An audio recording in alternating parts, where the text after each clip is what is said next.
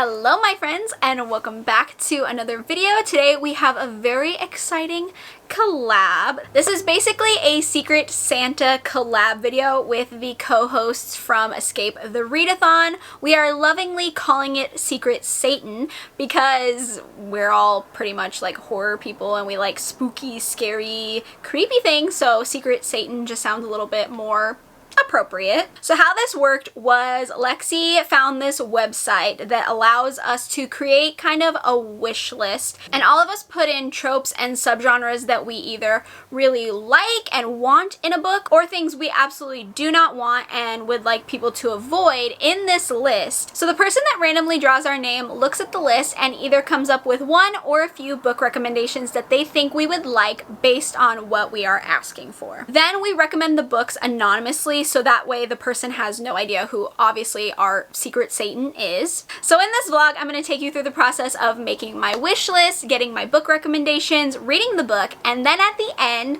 I will get to see who had me and who recommended the book to me. So I am so excited to be doing this collab. I love the co-hosts of Escape the Readathon and I think this just sounds so much fun and I cannot wait to read the book that was recommended to me. So let's get into the video.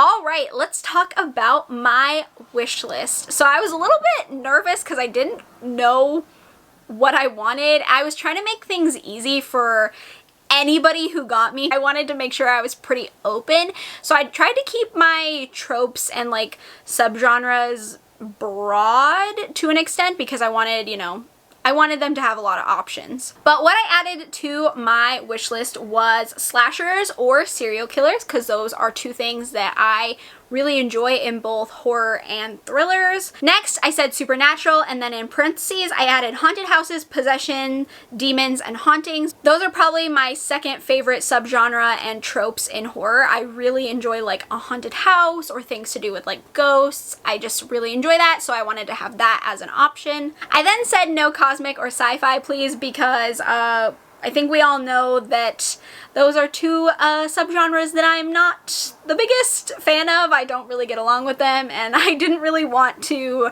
read something that had those and then give the book they recommend a bad review. Next, I said human evil or evil people. Another thing I really love in my horror and thrillers are just people being bad, showing the bad parts of humanity. It's just something I really enjoy. It makes horror really realistic and I really like realistic horror. Then in case someone had like a romance book for me, I said I also like romance involved stories. That way it wasn't necessarily like straight up romance. They could give me something that just had like a little subplot of romance. I then said isolated setting. Again, something I really, really love in both thrillers and horror. I love an isolated setting. It's probably a trope that I tend to gravitate towards the most. Then I added my genres, like my preferred genres, horror, thriller, manga, mystery, or romance, just in case they didn't know if they could have like a genre blend, I don't know. And then the last thing I said in case someone did give me a romance was for romance, no pregnancy trope, please. Smut is perfectly fine.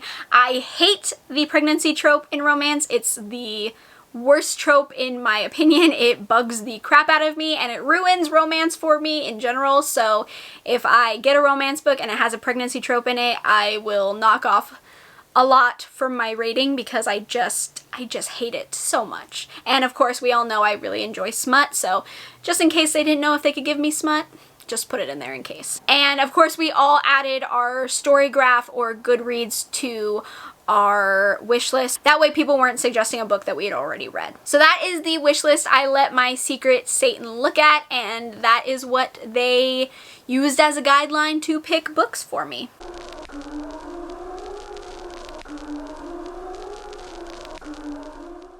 Okay, so now on to the book recommendations that I received from My Secret Satan. My Secret Satan actually gave me a lot to choose from, which I really appreciate, and their message is really funny. I'll pop it on the screen so you can look, but they said, "Hello, this is definitely not who you think it is," with some emojis. I'm not trying to read too much into it, you know? I'm not looking, I'm just looking at the books. So the recommendations I got were Ghost Eaters by Clay McLeod Chapman, Exquisite Corpse by Poppy Z. Bright, Curse of the Reaper by Brian McGauley, and Usher's Passing by Robert E. McCammon.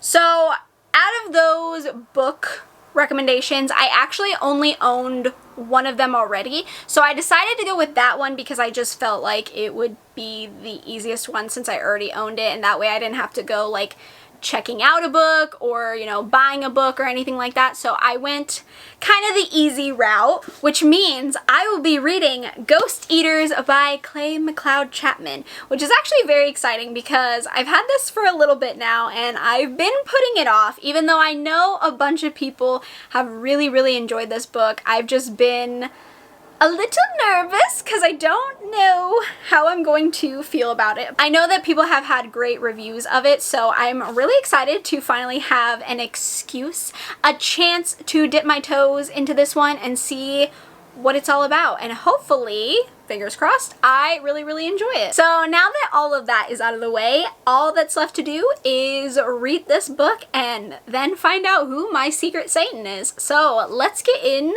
to the reading.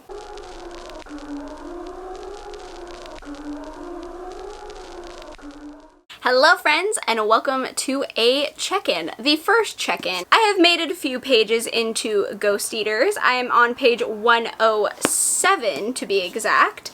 And I have some thoughts, not a lot of thoughts honestly, because again I haven't made it that far. I'm literally like barely in it at this moment. But I wanted to come on, give a little brief plot synopsis, and tell you like my very initial thoughts of this book so far. So this book is about the main character Aaron, which I love when a main character is named Aaron because I'm Aaron, she's Aaron, we're Aarons. I just feel like we're kindred spirits at that point, so I just love having a character named Aaron. But Aaron has this boyfriend. He is an off and on boyfriend and they have kind of like a long past. He's kind of toxic. He has a drug addiction and his name is Silas. And Erin has decided that she is going to cut ties with Silas because she needs to move on. You know, college is over. She's an adult. She has to get on with her life and focus on herself. And when she does this, Silas ends up passing away and she takes it extremely hard because the last conversation she had with him wasn't the best. She really cares about him and they have a long history, and so it just hits her in a very weird way that he is gone. In their friend group, one of the friends, Toby or Tobias, who was really close with Silas, comes to Erin and kind of tells her that he has this idea on how to make contact with Silas. So Toby, Erin, and Amara end up going on this little weekend trip and I use trip in a very interesting way because Toby tells them about this drug called Ghost, and you take this pill and apparently you're supposed to be able to talk to the dead, and Toby says that Silas wants them to use it because then he can like talk to them after he passes away. I don't know, it's very weird. And so they all, you know, agree but kind of like not really agree because they don't really know what they're getting involved in, but they agree and they go on this little trip and they are, you know, taking this random drug that, you know, no one really knows anything about. And that's where I'm at right now. So far, this is a very interesting story. I knew going into it that it probably wasn't like my typical story. It is, I mean, I think it's gonna be a haunting. That's what it sounds like, but it's definitely a grief horror. It's definitely a story about addiction. So I do think those are very interesting ideas, and I love hauntings. So I'm very interested to see what this book is trying to do with a haunting, like where this is going to go. I think my biggest concern, and I don't know if it's like a concern, but I'm just worried this is gonna be a lot of them just like sitting in a circle taking drugs and not a lot of anything else. And if that's it, I feel like I'm gonna get bored. So fingers crossed that's not what this book is going to like entirely be, and other things are going to happen, because I know a lot of people love this book, and I've been seeing like everyone giving it like 5 stars, talking about how like it's insane, it's such a creepy book, blah blah blah. So I'm really hopeful that it's gonna take like a turn here. Otherwise I don't know how much I'm gonna love it if it's gonna be the same thing over and over and over again. So we'll see. I don't think it's gonna be like that. I have a feeling it is going to like do something.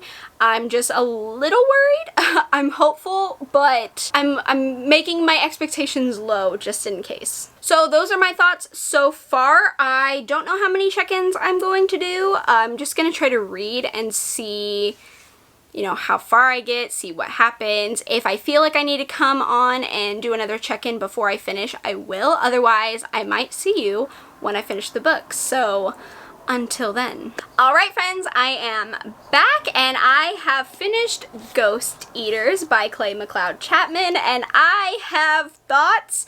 I'm very nervous on how to articulate my thoughts because they make sense in my head, but I'm not sure how to verbalize them fully. So please bear with me if I sound all over the place. It's because I am. My brain is jumbled and I'm trying to make this make sense for you all. So I think this book does a very good job at the story that it's trying to tell and the message it's trying to tell, and I think it's a really good portrayal of addiction. I think my problem is that I wanted something else. While I feel like this book is very unique and different in its storytelling, I also feel like it's extremely predictable, and it's a story that you kind of see how it's gonna end. This is the hard part. I do and I don't think it does anything different. I think it does tell a story of addiction in a different way, but I think the story of addiction isn't different and it's very predictable. And that's where I'm having trouble, because I do think it's a very unique and different story, but at the same time I don't. From the beginning of this book, I had a feeling of where it was going to go, and I kind of predicted what it was doing, and I was right. However, I do think that the journey it takes you on is it's very interesting. It's its own spin on addiction, and I do think that I have to give it points for being what it is. But at the same time, I don't know if it necessarily worked for me.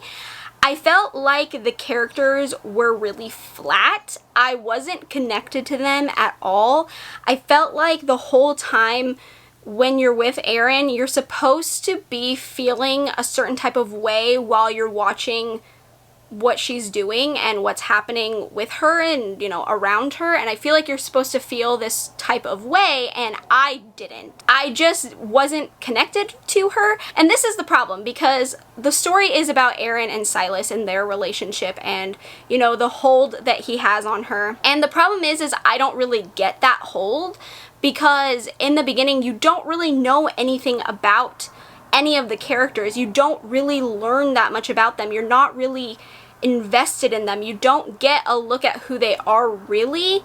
You're just kind of with them watching everything play out. And with Erin being so attached to Silas, I didn't get why. I mean, I do. I understand why she is, but it's hard to connect to that because I don't really know Silas. I didn't see their relationship play out. I don't know anything about them as individuals, so it was hard for me to really care about any of these characters, which I wanted to because of the kind of story it is. I want to care about them. I just couldn't. I do have to say that I was hoping that this book was going to take like a different kind of direction, and it really doesn't. I feel like you know what you're getting as soon as you start reading this book, and that's a little unfortunate for me because it wasn't anything, not twisty necessarily, but I was just expecting something to happen like halfway through, and it really didn't. So it was just kind of the same after the same after the same,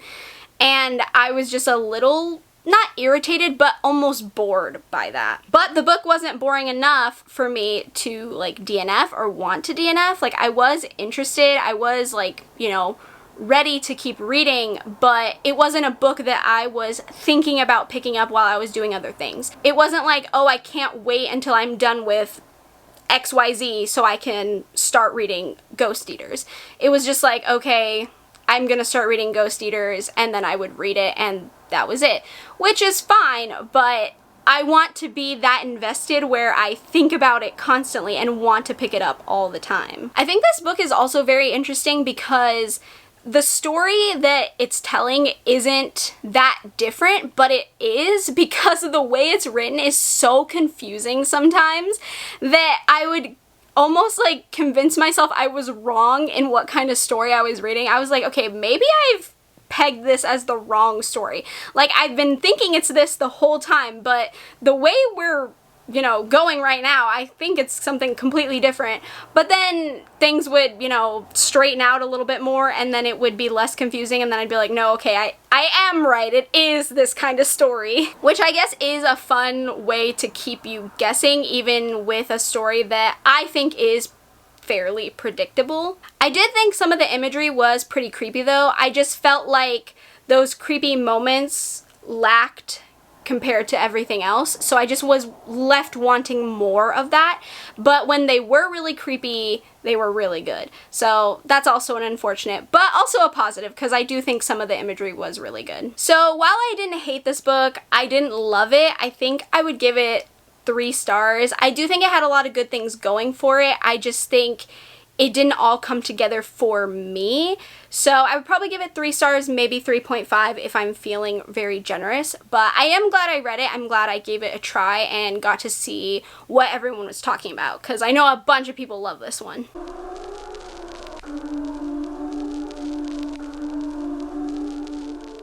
Alright, my friends, it's time for the reveal. Time to find out who my secret Satan was. But before we figure it out, I'm going to take a guess and see if I can decipher who it was that recommended me Ghost Eaters. I have a feeling I do know who it is, so I am going to take a stab and say that it was Katrina, because the list of book recs that I was given very much match who Katrina is and the type of books that she reads. So I'm just thinking that it's Katrina, but we'll see. I could be very, very wrong. Who knows? So I have a video for us to watch that will reveal who my secret Satan was. Let's see who it is. Hi, Erin.